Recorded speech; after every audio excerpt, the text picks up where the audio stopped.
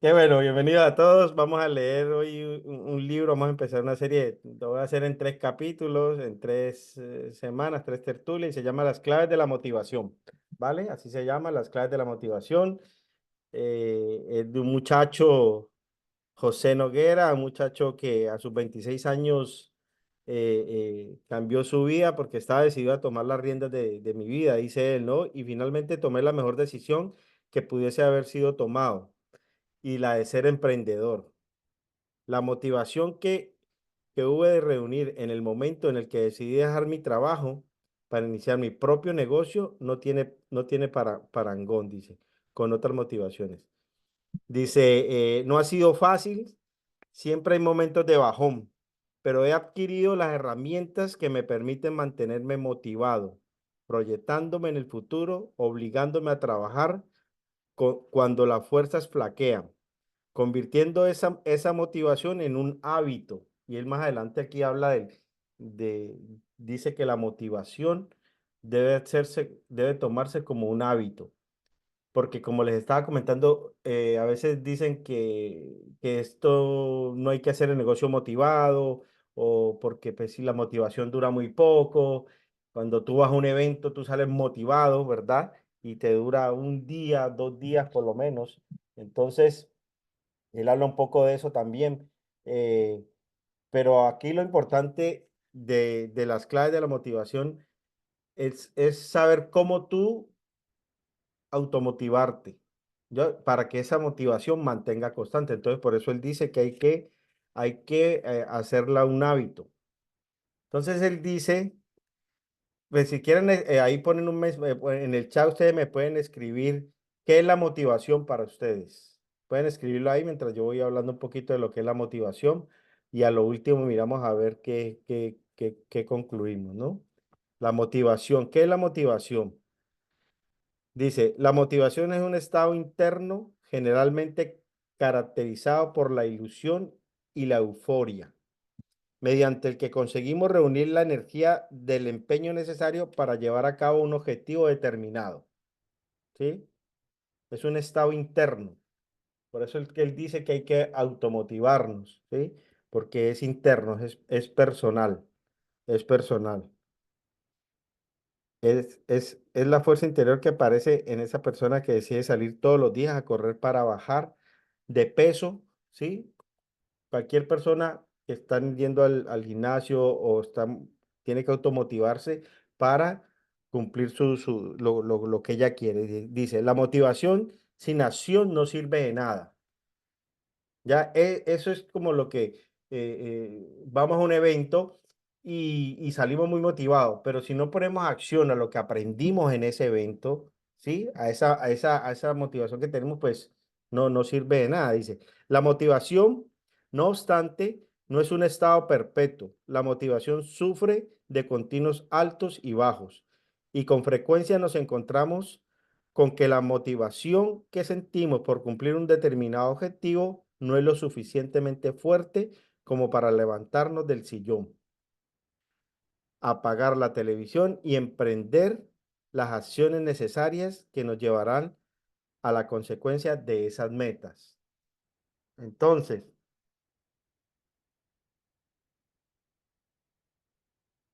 es- si tenemos, eh, eh, si tenemos metas, ¿no? Por cumplir y queremos, pues sí, tenemos meta y queremos cumplirla. ¿Qué tenemos que hacerla, no? ¿Qué tenemos que tener esa motivación, tener esa motivación? Entonces, entonces él dice, ya empezando, dice, la motivación puede entrenarse, dice, la motivación puede entrenarse. Lo primero y fundamental que hay que entender sobre la motivación constructiva es que no puede conseguirse si no es a través de un estado de pensamiento positivo. Y aquí él habla ahorita, vamos a estar leyendo sobre el pensamiento negativo y positivo. Dice que la motivación puede entrenarse, pero a través de un pensamiento positivo.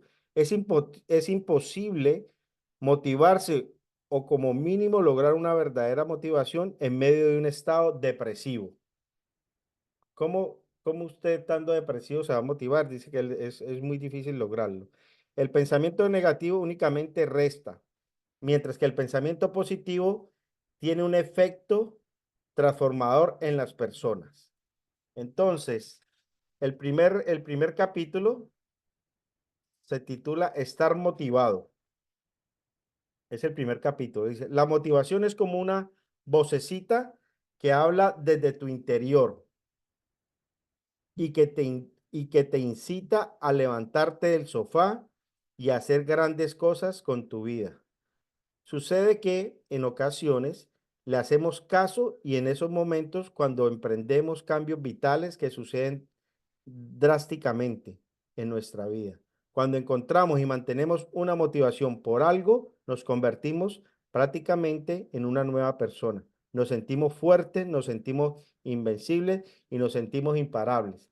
¿Quién se ha sentido, quién se ha sentido en algún momento de esa forma?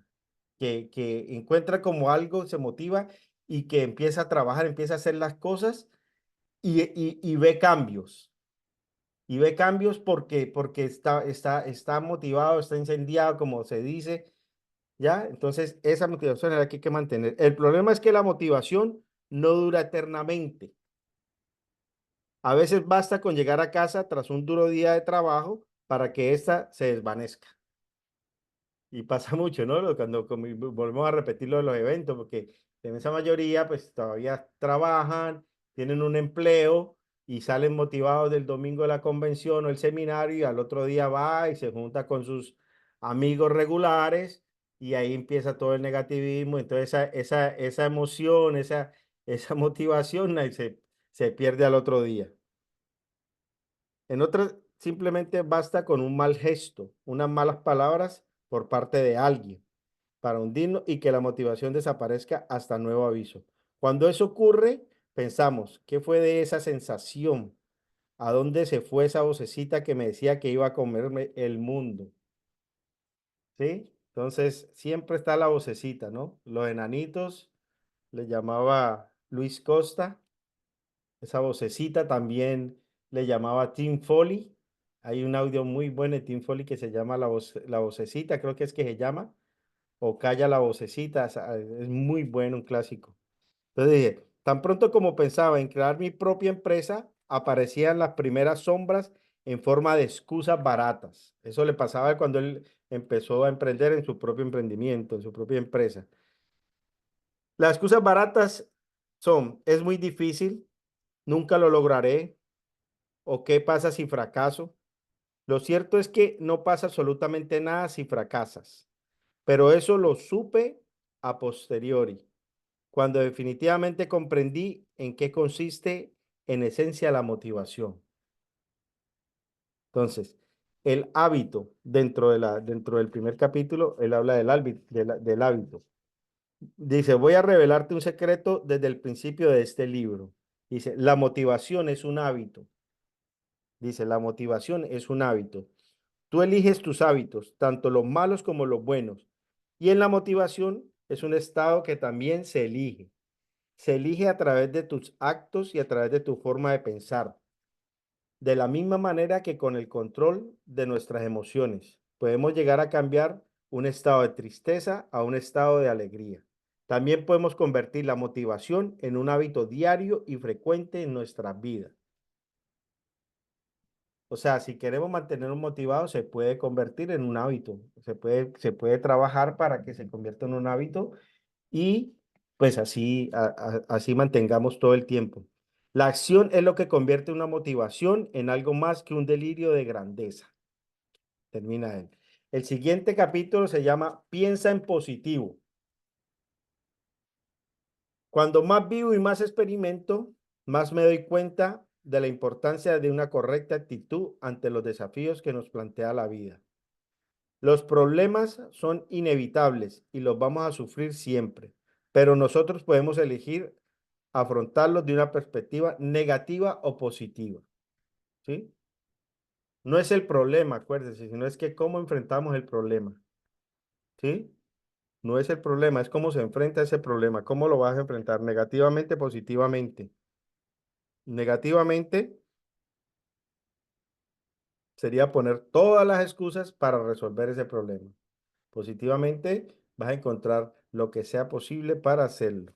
Entonces dice en el piensa en positivo, dice, debemos asumir y tener muy claro que la gente prefiere tratar con gente positiva. En grupos y entornos sociales, el líder suele ser la persona más positiva. Simplemente transmite buenas vibraciones y la gente disfruta con este tipo de personas. El motivo es muy simple. El ser humano quiere abrazar la felicidad, la alegría y la esperanza. Eso mantiene a una persona motivada positivamente. En el 3, ¿cómo sé si soy una persona negativa? ¿Alguien sabe cómo es una persona negativa? ¿Alguien sabe de los que estamos aquí? ¿Quién piensa que es negativo? ¿Quién piensa que es negativo? Bienvenido, Pedro. Bueno, buenas noches, ¿cómo está? Todo bien, gracias a Dios. Bienvenido. Gracias, gracias. Saludos para todos ahí. Ya, qué chévere. Víctor dice que nadie, nadie es Sí, negativo. sí, yo sí soy un poco negativo. Dime, Pedro, ¿quién te invitó, Pedro, primero? ¿Quién te mandó el link? Yo soy amigo de Víctor. Ah, Víctor, ok. ¿Por qué eso es negativo, Pedro? Contanos un poquito. Ah, bueno, yo creo que, bueno, que me considero una persona un poco negativa, no a mucho extremo, pero sí a la hora, no sé, de decidirme, de tomar alguna decisión o a veces para lidiar un poco con las cosas.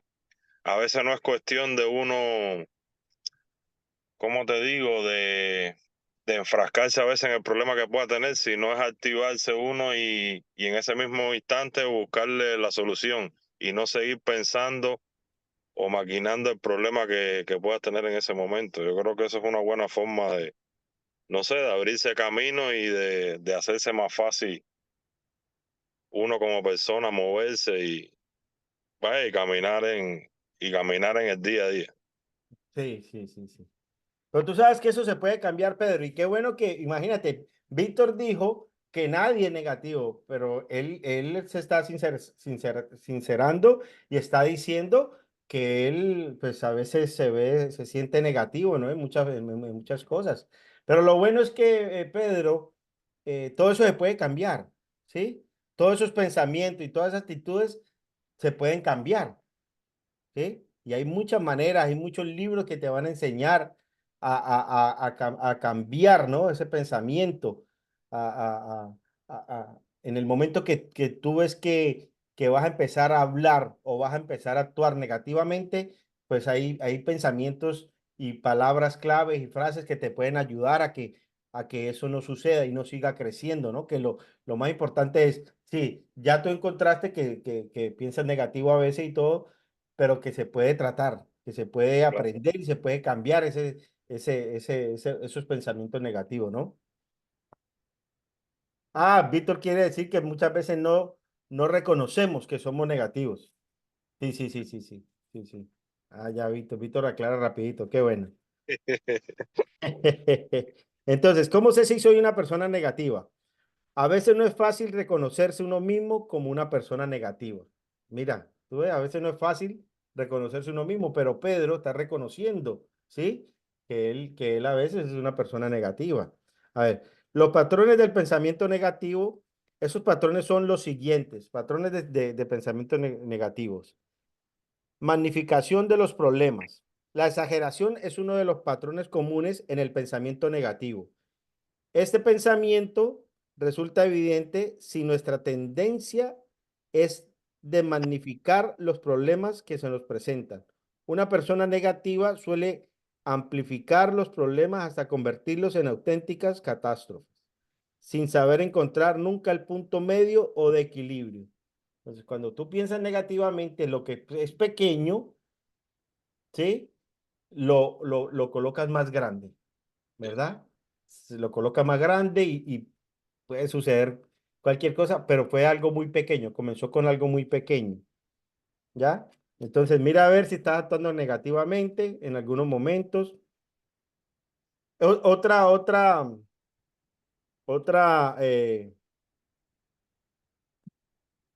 Otra característica, sacar conclusiones por anticipado, ¿sí? Si eres una Oh, persona negativa. Sacar conclusiones, ¿sí? Por anticipado. Es muy frecuente en personas negativas sacar conclusiones de algo o de alguien nada más, nada más al conocerlo, o incluso mucho antes de conocerlo. Es debido a esa negatividad que bien. se sacan conclusiones generalmente equivocadas. Y eso a veces uno le puede afectar hasta en la convivencia, relacionándose con amistades, en lugares públicos. A veces te haces ideas de cosas que no son y es porque uno la idealiza, la mente es poderosa.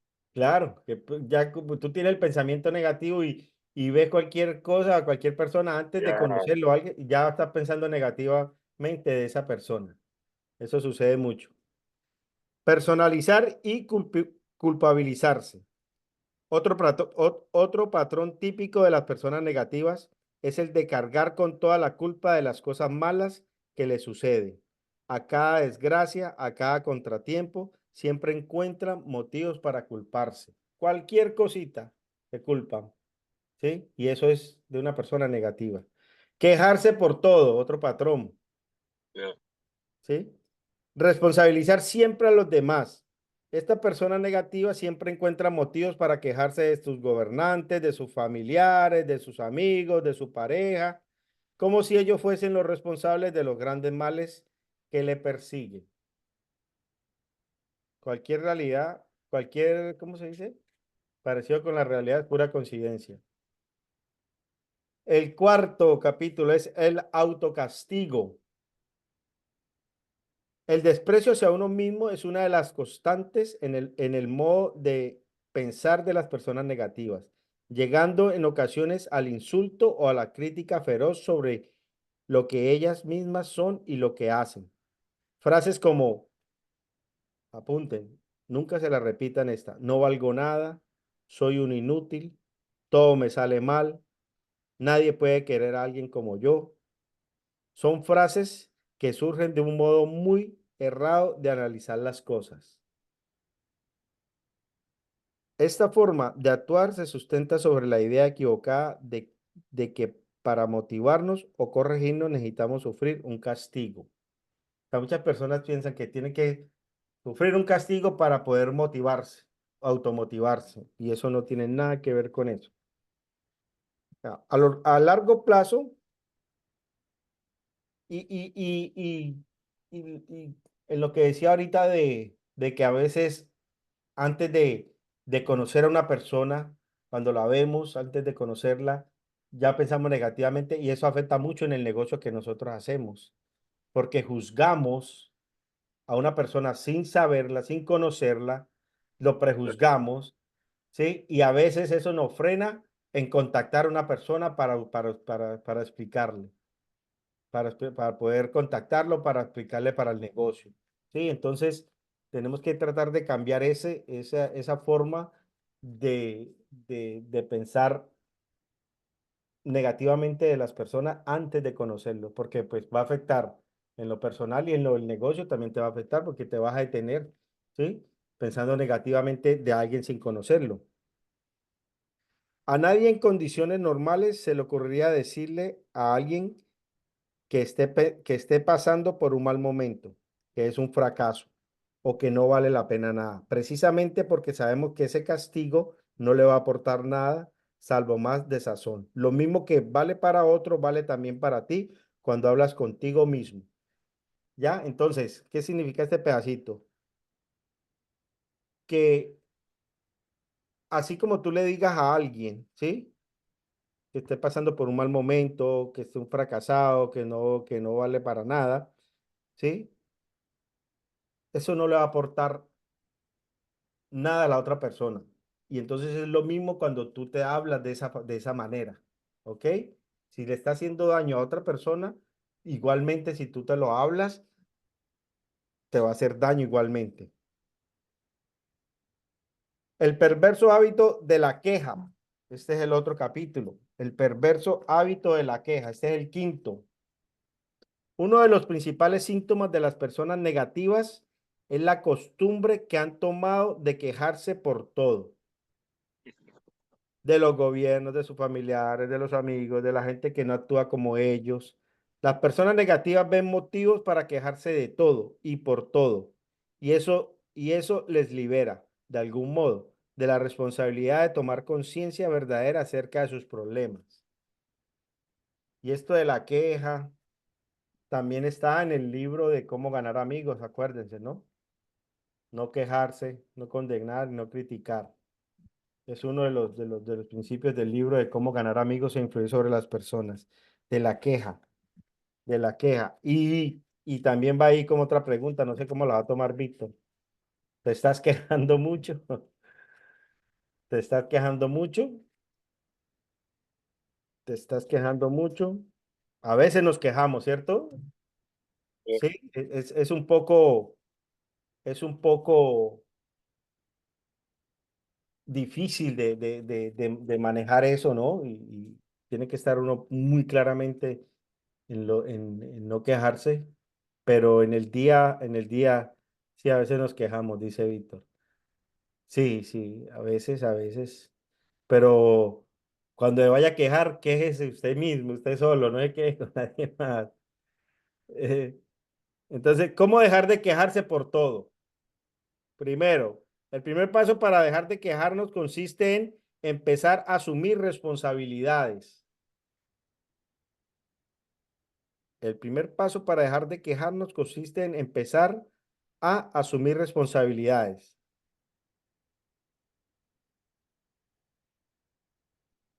Entonces, si no me gusta mi trabajo, es mi responsabilidad encontrar otro que me satisfaga más. ¿Sí? O sea, no me gusta mi trabajo, no me quejo, sino ¿cuál es la responsabilidad? Buscar otro que le guste. ¿Sí? Si discuto con mi pareja, con un familiar o con un amigo, soy responsable de dar el primer paso para reparar la situación. No me quejo de la situación, doy el primer paso para repararla. Si no llego al final de mes, soy responsable de mi situación financiera por no administrar bien mi dinero. ¿Sí? Si quiero algo, soy el único responsable de dar los pasos en la dirección adecuada para conseguirlo. Y dice, el primer paso para cambiar nuestra vida a mejor es saber reconocer aquello que hacemos que no nos aporta felicidad. Eso es precisamente dejar de engañarse y por lo tanto ese es también el primer paso para dejar de quejarnos.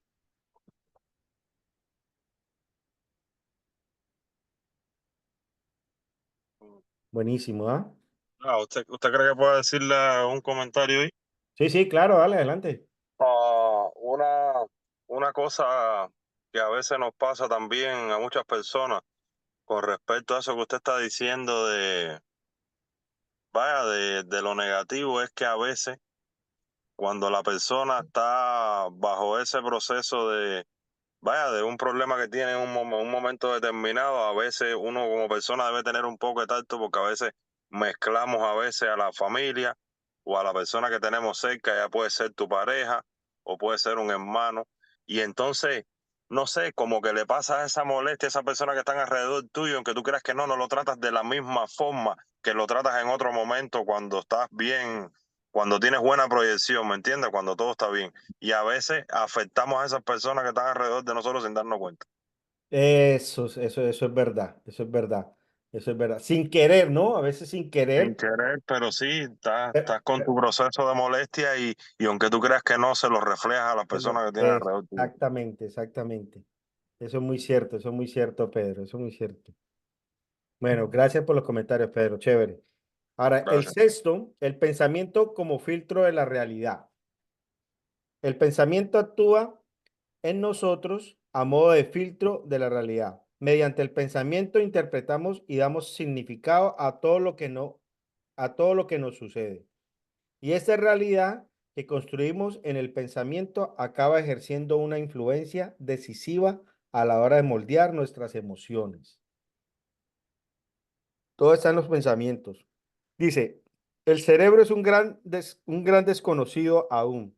Y uno de los retos de la ciencia del siglo XXI es acabar de descifrar su funcionamiento.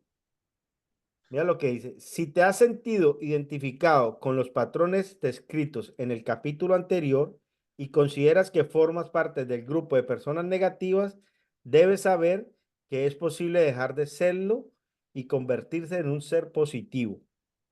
Basta con cambiar tu actitud y la manera de enfrentarse a los problemas. Esa es la primera recomendación que él da, ¿sí? Cambiar la actitud, cambiar tu actitud y la manera de enfrentar los problemas, ¿sí? Acuérdese, no es el problema, no es lo grande del problema, sino es cómo tú enfrentas el problema. Y acuérdese que un problema no se puede resolver en el mismo en el mismo nivel de pensamiento que fue creado. Para tú resolver un problema, tú tienes que avanzar, tienes que entender y llegar a otro nivel para poder resolver ese problema. No se puede resolver en el mismo nivel de pensamiento cuando el problema fue creado, ¿ya? Entonces es importantísimo eso. Dice aquí, a lo largo del libro iremos viendo y analizando distintas maneras de regular las emociones negativas y convertirlas en un proceso positivo que nos permita mejorar sin necesidad de pasarlo mal. Así aprenderás a transformar la ansiedad en una palanca de acción, la ira en un simple enfado y la tristeza en un motor de transformación y cambio.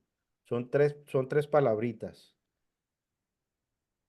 La ansiedad en una palanca de acción, la ira en un simple enfado y la tristeza en un motor de transformación y cambio.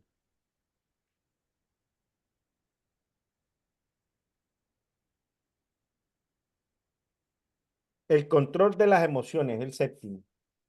Oh, El eso es con- bien importante. Ese me afecta bastante. las emociones, ¿sí? Sí, wow, bastante. Bueno, vamos a ver qué dice. El control de las emociones. Las emociones son vistas en algunas culturas como un tabú, algo que debe ser ocultado ante los demás. Esta línea de pensamiento ha llegado hasta muchas sociedades modernas donde se tiene la idea de que expresar las emociones libremente puede ofender o incomodar a los que nos rodean. El pensamiento negativo incide en esta idea y nos lleva a la creencia de que sentir o experimentar emociones intensas, es la principal causa de todos nuestros problemas, cuando en realidad no es así. Dice, el único problema con respecto a las emociones es ser esclavo de ellas.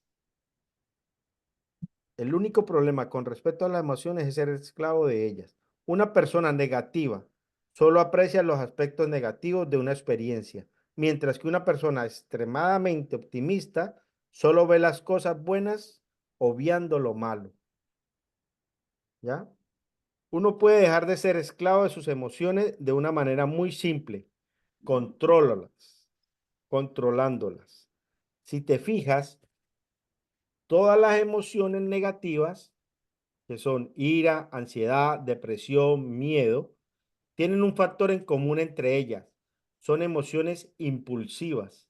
Es decir, son emociones que nos llevan a reaccionar de forma inmediata. Cuando tú tienes ira, cuando tú tienes ansiedad, ¿sí? Reaccionas de inmediato, ¿sí? Cuando tienes miedo también, ¿no? Entonces, son emociones impulsivas.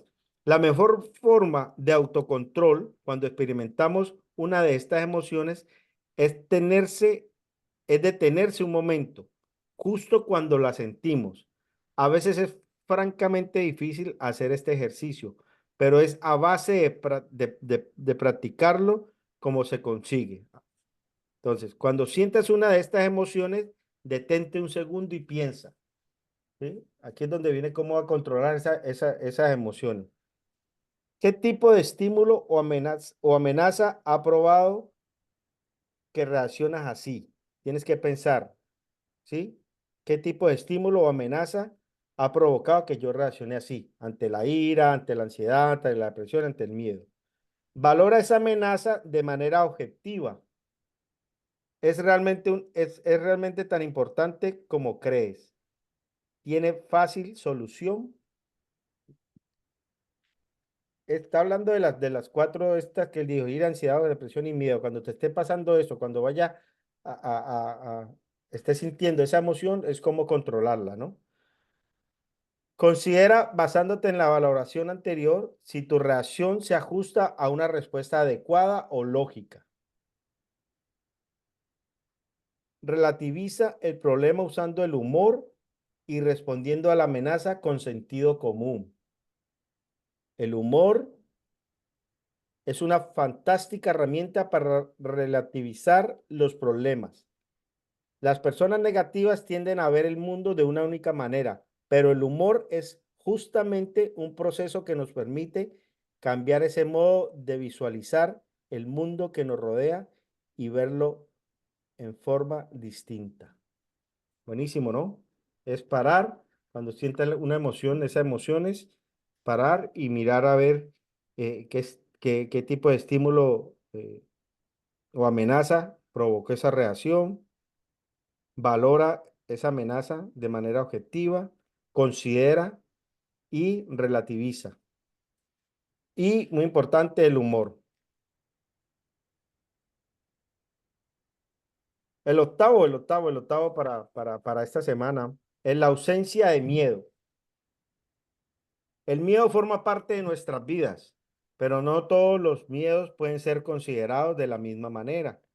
Debemos distinguir los miedos biológicos naturales, como el miedo a la muerte o a las enfermedades, de los miedos subjetivos, como el miedo al fracaso o al rechazo. En este caso le está hablando de dos tipos de miedo, ¿no? De los naturales y de los objetivos. Los miedos naturales es miedo a morirse, miedo a enfermarse, ¿sí? Y los subjetivos, como el miedo al fracaso o al rechazo. El miedo forma parte de nuestra vida como un elemento indisoluble de la misma. Hemos asumido, por ejemplo, que es normal que haya gente que tenga miedo a volar y que es natural estar nervioso en esos casos. Es el mismo tipo de miedo que nos lleva a pensar que emprender un negocio es algo demasiado arriesgado. Y aquí es donde nosotros tenemos que entender cuando nosotros estamos presentando, ¿sí? El plan de negocio a alguien, porque él lo dice aquí.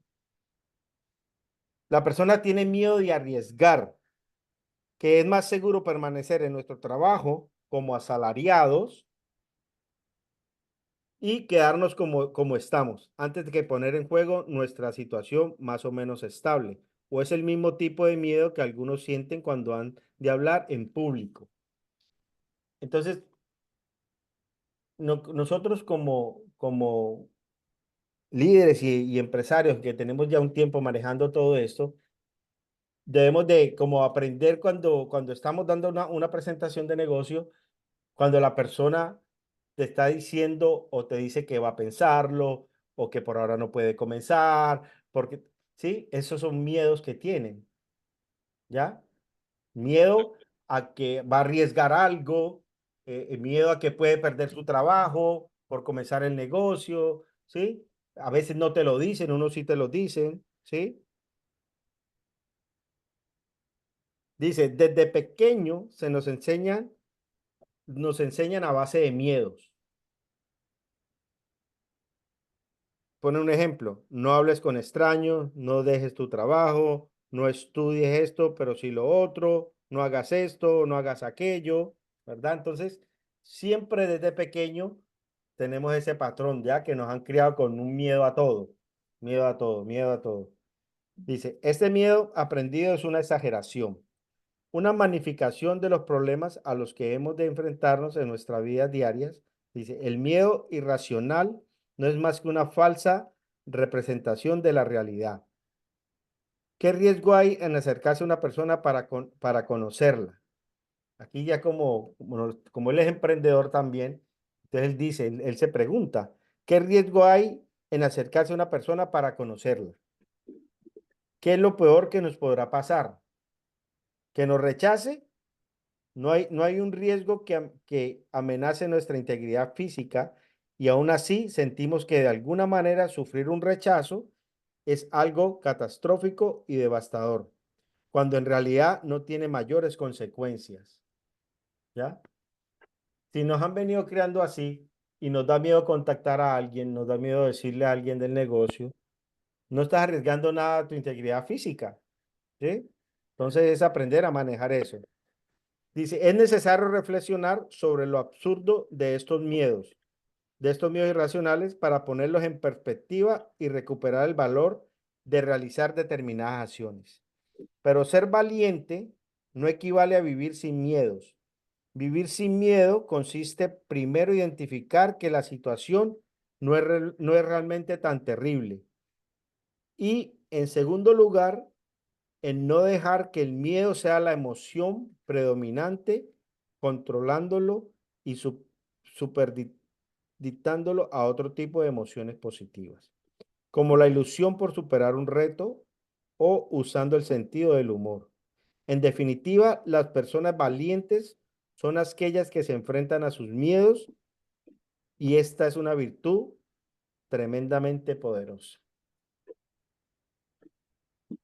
Así que esos eran los 8 de la primera parte, ¿sí? Es algo concreto, ¿verdad? Es algo concreto. La próxima semana vamos a ver otros 8 para hacerlo bien chévere, interactuado. Gracias a Pedro que estuvo ahí en sus comentarios. Ahorita mismo vamos a hacer más comentarios, Pedro, si los tiene.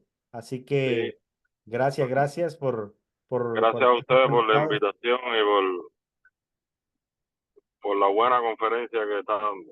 Ya, gracias. Aquí estamos, no nos vamos a ir todavía.